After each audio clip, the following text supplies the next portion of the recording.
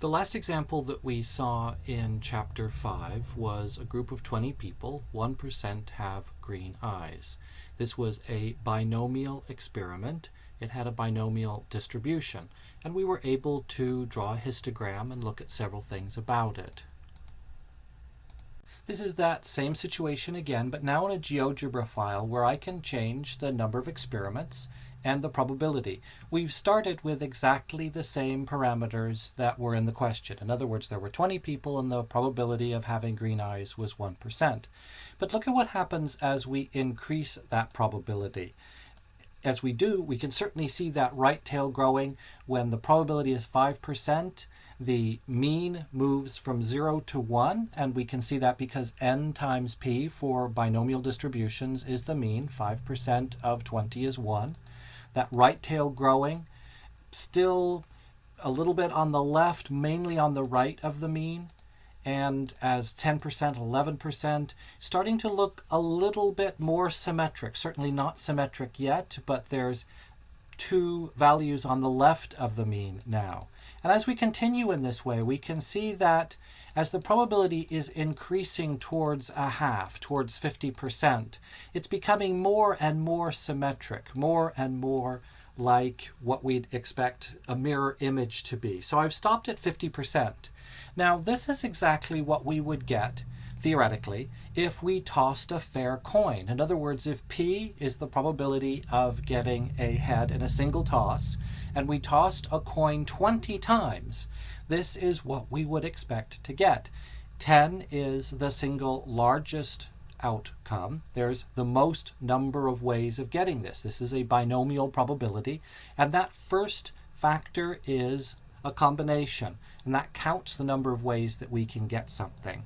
Now, this is perfectly symmetric. We're going to return to that idea as we build a bridge between Chapter 5, where we're looking at discrete probabilities, and Chapter 6, where we move to continuous probabilities.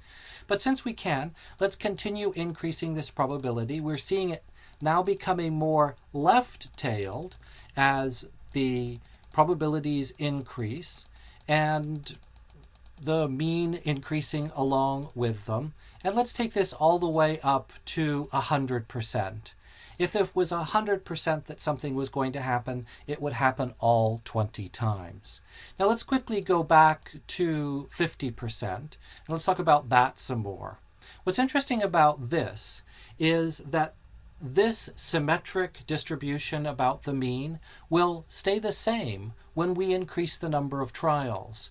So as you see the number of trials increasing, notice that this GeoGebra file is actually doing several things. It's rescaling both the x and the y axis as we increase the number of trials, but you can see that that curve is still symmetric. It still has the characteristics that we would expect, that it kind of started out with. A single mode and that symmetric mirror image on the left and the right. So we've taken the number of experiments out to 100, and you can see that same property preserved.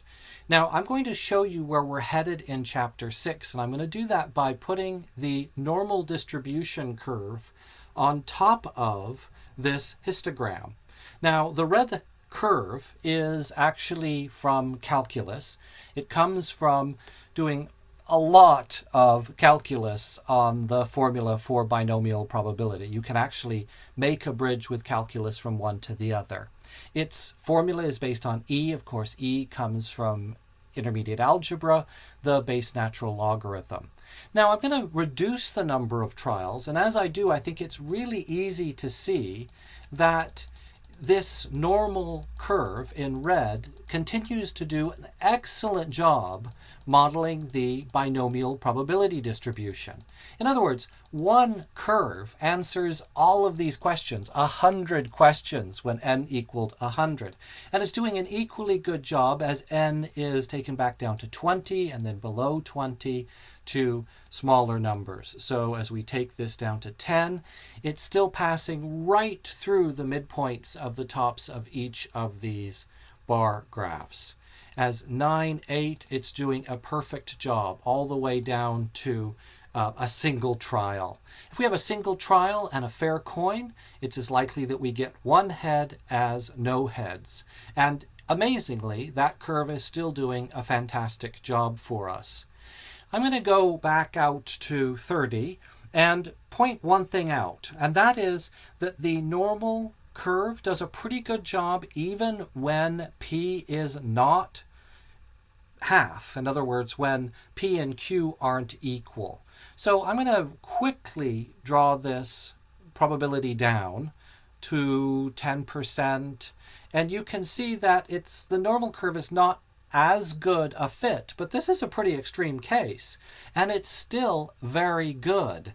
It still goes near to the midpoints of each of those. And that's a rough test. It's basically still very good. Of course, if we took it down to 1%, we'd see that it's kind of a silly exercise at that point. Some of the curve is in the negatives. But when we take it back to even odds, to 50%, we can see that it is doing an excellent job with this. And really quickly, that is such a savings in terms of the amount of work. Of course, our goal is not simply to save work, but to move between discrete events, a head or a tail, and continuous events like age and height. Now, my next goal is to connect not only the discrete to the continuous, chapter 5 to chapter 6, but I want to take all of this theoretical probability and tie it into empirical probability. And there's no better way to do that than with a Galton board. Now what's happening here is lots and lots of little ball bearings are being dropped through a grid of pins. They're equally likely to go right or left, but they're released right from the middle. So the most likely thing for one of these balls to do is to bounce some to the right and some to the left and end up right in the middle. So right now you're showing where the balls enter that network pins, and as they do, they're more likely to end up in the middle because there's more ways for bouncing right and bouncing left for them to end up in the middle. And that curve is a normal curve. So two things are happening here. One thing that's happening here is that this is an actual experiment. So it doesn't line up perfectly and would be kind of suspicious if it did.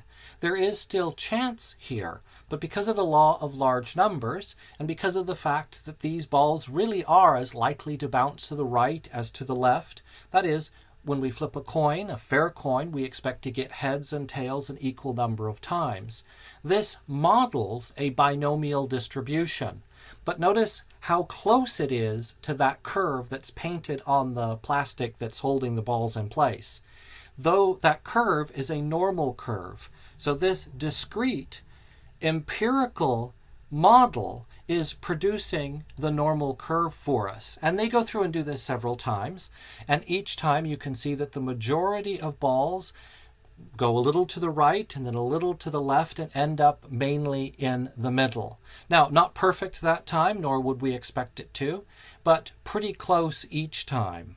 And of course, that's because a ball is equally likely to bounce to the left or the right. Now, that talks about the middle. Let's talk about the sides.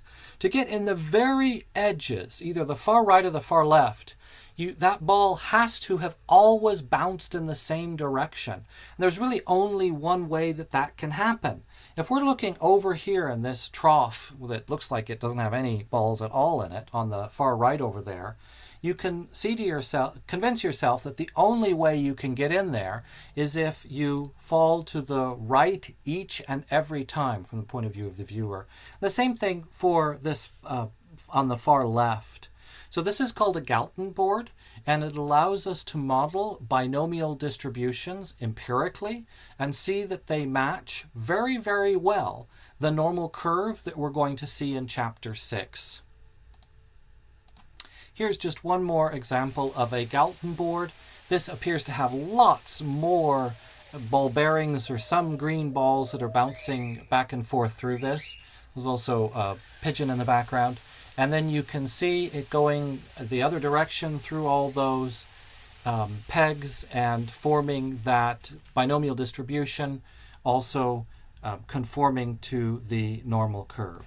So this is a real-world experiment. It saves tossing a ton of coins to count the number of heads each time or the number of tails. Instead, you can do this and you can see it forming right in front of your eyes.